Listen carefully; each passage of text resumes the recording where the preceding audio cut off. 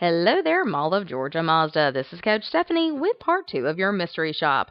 I submitted a request via the Honor Trader website on August 19th at 12:07 p.m. Eastern Standard Time.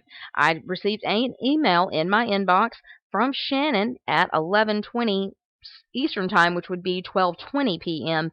Eastern Time. So taking a look here at this email, I never actually received a phone call. I do want to cover that with you really quickly here. This is the test that I did on that line, showing that the line does, in fact, work. And as you can see, that is the only call that came into that line. So be sure that you call the customer within less than 15 minutes of receiving the lead. Then once you hang up with the customer, within less than 15 minutes, I want you to be sure that you email the customer. Thank them for their time on the phone. Be sure to include next steps. Whatever you agree to in the phone conversation, you want to get out to them in that email and remind them of either your appointment or your phone follow-up. Then you want to be sure that you give them a value statement about your dealership. Be sure the email is free of spelling and grammatical errors and has a complete signature file with a link to your website and a link to your email address. The email should be sent out afterwards so that you can get them information that they very well may not have written down during your phone conversation.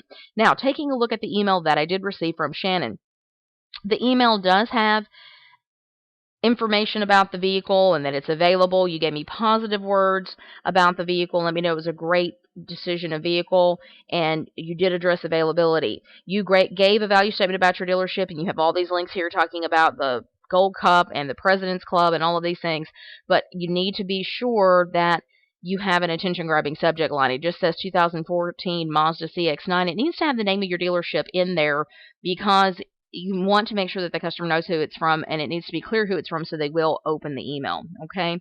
Also, you need to be sure that the email is free of spelling and grammatical errors, which this one is, and also you want to be sure that the email has a complete signature file, which this one does.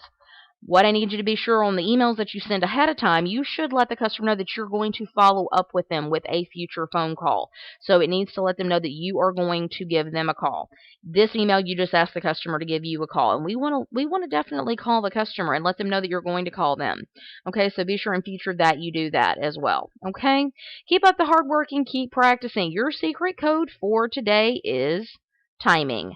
TIMING, timing, because it's all about timing. And remember, we want to call the customer in less than 15 minutes, then email them in less than 15 minutes after hanging up with them, okay? But nice job on getting this email out in less than 15 minutes. Let's just be sure to have an attention-grabbing subject line, remind the customer that we're going to give them a call, and be sure that you are emailing them less than 15 minutes after you get off the phone with the customer. Have a great day, and I'll talk with you soon.